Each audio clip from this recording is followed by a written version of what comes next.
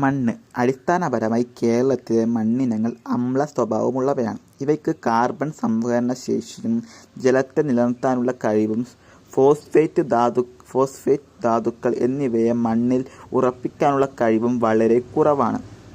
മണ്ണിന്റെ രൂപീകരണത്തെ സ്വാധീനിക്കുന്ന പ്രധാന ഘടകങ്ങൾ കാലാവസ്ഥ, ഭൂപ്രകൃതി, സസ്യജാലം, ജലലഭ്യത എന്നിവയാണ്.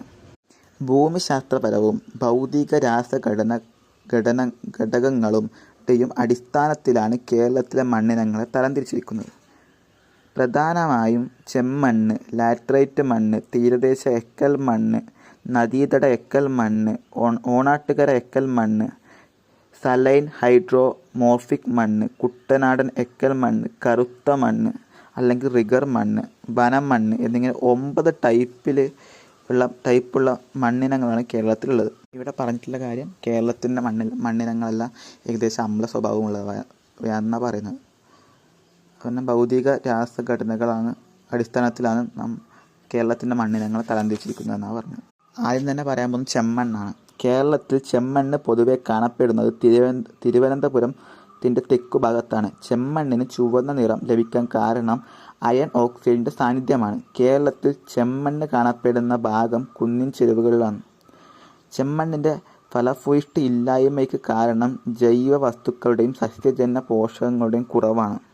കേരളത്തിൽ കാണപ്പെടുന്ന ഒരുതരം മണ്ണിനമാണ് ചെമ്മണ്ണ് എന്ന് പറയുന്നത്. ഈ ചെമ്മണ്ണിന് ഈ ചുവന്ന നിറം വരാനുള്ള കാരണം അയൺ ഓക്സൈഡിൻ്റെ സാന്നിധ്യമാണ്. കേരളത്തിൽ ചെമ്മണ്ണ് കാണപ്പെടുന്നത് കുന്നിൻ ചെരുവുകളിലാണ്. ഇവയ്ക്ക് ഫലഭൂയിഷ്ടി കുറവാകാനുള്ള കാരണം ജൈവവസ്തുക്കളുടെയും സസ്യജന്യ പോഷകങ്ങളുടെയും കുറവ് മൂലമാണ്. രണ്ടാമത്തെ ഒരു മണ്ണിനമാണ് ലാറ്ററൈറ്റ് മണ്ണ്. കേരളത്തിൽ ഏറ്റവും കൂടുതൽ കാണപ്പെടുന്ന മണ്ണ് ലാറ്ററൈറ്റ് മണ്ണാണ്.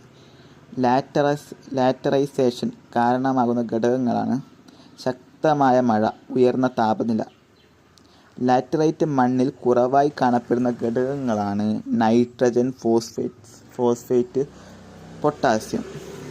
ജലം താങ്ങി നിൽക്കാത്ത മണ്ണിനമാണ് ലാറ്ററൈറ്റ് മണ്ണ്. ഇതിൻ്റെ pH മൂല്യം 4.5 മുതൽ 6.2 വരെയാണ്. അടുത്തതായിട്ട് പറയാൻ പോകുന്നത് തീരദേശ എക്കൽ മണ്ണിനെ കുറിച്ചാണ്. തീരദേശ എക്കൽ മണ്ണ് കാണപ്പെടുന്നത് തീരദേശ പ്രദേശങ്ങളിലാണ്. തീരദേശ എക്കൽ മണ്ണിൻ്റെ പ്രത്യേകതകൾ ഫലഭൂയിഷ്ടി കുറവും ജലത്തെ നിലനിർത്താനുള്ള കഴിവും കുറവുമാണ്. അമ്ലത്വം കൂടുതലുള്ള മണ്ണിനാണ് ഇവ. തീരദേശ എക്കൽ മണ്ണ് ഭൂരിഭാഗം പ്രദേശങ്ങളിലും തീരദേശ എക്കൽ മണ്ണിൻ്റെ pH മൂല്യം 6.5 താഴെയാണ്. കേരളത്തിൻ്റെ പടിഞ്ഞാറൻ സമുദ്രതീരത്തും അതിനോട് ചേർന്ന സമുദ്ര പ്രദേശത്തും കണ്ടുവരുന്ന മണ്ണാണ് തീരദേശ എക്കൽ മണ്ണ്. അടുത്തതായിട്ട് പറയാൻ പോകുന്നത് നദീതട എക്കൽ മണ്ണിനെ കുറിച്ചാണ്. നദീതട എക്കൽ മണ്ണ് കാണപ്പെടുന്ന കേരള ജില്ലയാണ് കൊല്ലം ജില്ല. നദീതട എക്കൽ മണ്ണിൻ്റെ ഏറ്റവും പ്രധാന പ്രത്യേകത എന്ന് വെച്ചാൽ ഇവയ്ക്ക് ഫലഭൂയിഷ്ടി ഉണ്ട്. ജലത്തെ തങ്ങി നിർത്താനുള്ള കഴിവ് ഇവയ്ക്കുണ്ട്. നദീതട എക്കൽ മണ്ണിൻ്റെ ഏറ്റവും പ്രധാനപ്പെട്ട സവിശേഷത ഇതിൻ്റെ അമ്ല ഗുണമാണ്. പിന്നീടുള്ള ഒരു ടൈപ്പാണ് ഓണാട്ടുകര എക്കൽ മണ്ണ്. ഓണാട്ടുകര എക്കൽ മണ്ണ് പ്രധാനമായും കാണപ്പെടുന്നത് കൊല്ലം, ആലപ്പുഴ ജില്ലകളിലെ കരുനാഗപ്പള്ളി, കാർത്തികപ്പള്ളി, മാവേലിക്കര താലൂക്കുകളിലാണ്.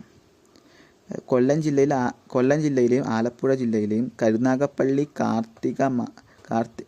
കാർത്തികപ്പള്ളി, മാവേലിക്കര താലൂക്കുകളിലാണ്. ഓണാട്ടുകര എക്കൽ മണ്ണ് രൂപം കൊള്ളുന്നതിന് കാരണം കടൽ വസ്തുക്കളുടെ നിക്ഷേപമാണ്. ഇത്തരം മണ്ണിൽ പ്രധാനമായും കൃഷി ചെയ്യുന്ന വിളകൾ നാളികേരം, നെല്ല്, മരച്ചീനി എന്നിവയാണ്. ഇത്തരം മണ്ണിൻ്റെ പ്രധാന പോരായ്മ എന്ന് പറയുന്നത് സസ്യങ്ങൾക്ക് ആവശ്യമായ പോഷകങ്ങളുടെ കുറവാണ്. അടുത്തതായിട്ട് പറയുന്നത് സലൈൻ ഹൈഡ്രോമോർഫിക് മണ്ണ്. സലൈൻ ഹൈഡ്രോമോർഫിക് മണ്ണ് കാണപ്പെടുന്ന ജില്ലകളാണ് എറണാകുളം, ആലപ്പുഴ, തൃശ്ശൂർ, കണ്ണൂർ. ഇത്തരം മണ്ണിൽ കൃഷി ചെയ്യുന്ന പ്രധാന വിള നെല്ലാണ്. ഇത് ആഗസ്റ്റ് മുതൽ ഡിസംബർ മാസങ്ങളാണ്. എറണാകുളം ജില്ലയിലെ പൊക്കാളി, കണ്ണൂർ ജില്ലയിലെ കൈപ്പാട്ട് മണ്ണ് എന്നിവ ഹൈഡ്രോമോർഫിക് മണ്ണിനത്തിന് ഉദാഹരണങ്ങളാണ്. കുട്ടനാട്ട് മണ്ണ് ലവണത്വമുള്ള അമ്ല മണ്ണ്. അടുത്ത ടൈപ്പാണ് കുട്ടനാട് മണ്ണ് അല്ലെങ്കിൽ ലവണത്വമുള്ള അമ്ല മണ്ണ്. സമുദ്രനിരപ്പിൽ നിന്ന് താഴെ കൃഷി ചെയ്യുന്ന കേരളത്തിലൊരു പ്രദേശമാണ് കുട്ടനാട്. ലോകത്തിൻ്റെ കൃഷി ചെയ്യുന്ന സ്ഥലങ്ങളുടെ ആകെ വിസ്തൃതിയുടെ 875 ചതുരശ്ര കിലോമീറ്ററും കുട്ടനാട്ടിലാണ്.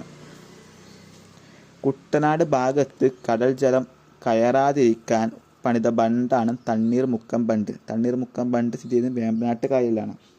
അടുത്തൊരു ടൈപ്പാണ് കായൽ മണ്ണ്. കേരളത്തിൽ കായൽ മണ്ണ് കാണപ്പെടുന്ന ജില്ലകളാണ് കോട്ടയം, ആലപ്പുഴ ജില്ലകൾ. കായൽ മണ്ണിൻ്റെ നിറം ഇരുണ്ട തവിട്ട് നിറമാണ്. ഉപ്പിൻ്റെ സാന്നിധ്യം ഉള്ളതിനാൽ ഉപരിതലത്തിൽ വെളുപ്പ് നിറത്തിലും കാണപ്പെടുന്നുണ്ട് ഈ കായൽ മണ്ണ്. അടുത്തത് കരപ്പാട്ടം മണ്ണ്. കുട്ടനാടിൻ്റെ ഉയർന്ന പ്രദേശത്ത് കാണുന്ന മണ്ണാണ് കരപ്പാടം മണ്ണ്. നദിയുടെ ഒഴുക്കിൻ്റെ ഫലമായി രൂപം കൊള്ളുന്ന മണ്ണിനമാണ് കരപ്പാടം മണ്ണ്. കരപ്പാടം മണ്ണിൻ്റെ പ്രധാന പ്രത്യേകത വെച്ചാൽ ഉയർന്ന അമ്ലത്വമാണ്. അടുത്തൊരു ടൈപ്പാണ് കാരിമണ്ണ്. കാരിമണ്ണ് കാണപ്പെടുന്ന കേരള ജില്ലകളാണ് ആലപ്പുഴ, കോട്ടയം, എറണാകുളം. സമുദ്രനിരപ്പിൽ നിന്നും 1 മീറ്റർ മുതൽ 2 മീറ്റർ വരെ താഴെയായി കാണപ്പെടുന്നു കാരിമണ്ണ്. അടുത്ത ഒരു ടൈപ്പാണ് വനമണ്ണ്. കേരളത്തിൽ വനമണ്ണ് കാണപ്പെടുന്ന ജില്ലകളാണ് ഇടുക്കി, പാലക്കാട്, വയനാട്. വനമണ്ണിൽ പ്രധാനമായും കൃഷി ചെയ്യുന്ന വിളകളാണ് റബ്ബർ, തേയില, കുരുമുളക്, കാപ്പി, ഏലം. വനമണ്ണിൻ്റെ പ്രധാന നിറം ഇരുണ്ട ചുവപ്പ് കലർന്ന തവിട്ട് നിറമാണ്. pH മൂല്യം 5.5 മുതൽ 6.3 വരെ. കറുത്ത മണ്ണ് അല്ലെങ്കിൽ കരിമണ്ണ്. കേരളത്തിൽ കരിമണ്ണ് കാണപ്പെടുന്ന പ്രദേശം പ്രധാനമായും കാണപ്പെടുന്ന സ്ഥലം പാലക്കാട് ജില്ലയിലെ ചിറ്റൂർ താലൂക്കാണ്. കരിമണ്ണ് അറിയപ്പെടുന്ന മറ്റ് പേരുകളാണ് കറുത്ത പരുത്തിമണ്ണ്, റിഗർ മണ്ണ്. പരുത്തി കൃഷിക്ക് അനുയോജ്യമായ മണ്ണ് കറുത്ത മണ്ണാണ്. pH മൂല്യം 7 മുതൽ 8.5 വരെയാണ്. കറുത്ത മണ്ണിൻ്റെ pH മൂല്യം 7 മുതൽ 8.5 വരെയാണ്. പാലക്കാട് ജില്ലയിലെ ചിറ്റൂരിലെ താഴ്ന്ന പ്രദേശങ്ങൾ 1.5 മുതൽ 1.5 മീറ്റർ വരെ താഴ്ചയിൽ കാണപ്പെടുന്ന മണ്ണിനമാണ് പൂന്തൽപ്പാടം മണ്ണ്. പരുത്തി, നെൽക്കടല, കരിമ്പ് എന്നിവയുടെ കൃഷിക്ക് അനുയോജ്യമായ മണ്ണിനമാണിവ. അടുത്ത ഗലസ. കർഷകരെ നെൽകൃഷിയിലേക്ക് തിരികെ കൊണ്ടുവരാൻ പാലക്കാട് ജില്ലാ പഞ്ചായത്തിൻ്റെ സഹകരണത്തോടെ കേരള കാർഷിക സർവകലാശാലയിലെ ശാസ്ത്രജ്ഞൻ തയ്യാറാക്കിയ പദ്ധതിയാണ് ഗലസ. Group approach for locally adapted and sustainable agriculture. അതാണ് ഗലസയുടെ ഫുൾ ഫോം.